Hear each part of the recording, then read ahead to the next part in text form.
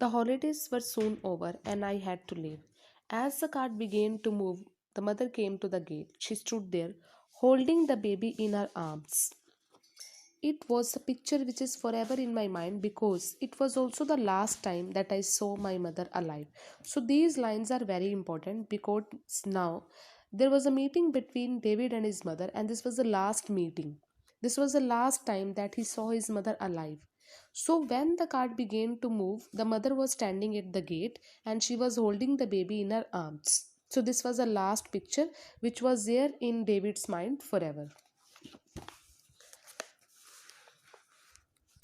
After 2 months, about 2 months after my return to Salem House on my 10th birthday, Mr.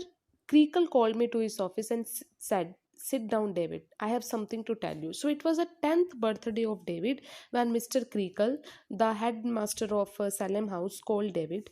And I looked at him, but I couldn't say a word. "David," Mr. Creakle went on, "I'm very sorry to tell you that your mother is dead." So, the news of his mother's death was given by Mr. Creakle to him, and it was given on his 10th birthday. I began to cry bitterly. So, David was really crying much as his mother died, and this news he got on his 10th birthday. The next afternoon, I left Salem House for home. Pigoti was waiting for me at the gate. So when David went there, he saw Pigoti was waiting for him at the gate. Mr. Murdstone was sitting by the fire. His stepfather, Mr. Murdstone, was sitting there. He paid no attention to me. Pigoti led me to my mother. My dear mother lay as if she was asleep. My little brother, who had died a few minutes after my mother, lay in her arms. So David saw his mother and his little brother both died actually. So on the day of the funeral, so what is the meaning of funeral? Funeral is a death ceremony. When somebody dies and when the dead body is buried, this ceremony is called funeral. We stood around the grave. Grave is a place where dead body is buried. The day seemed different to me from every other day, and even the daylight seemed a sadder color.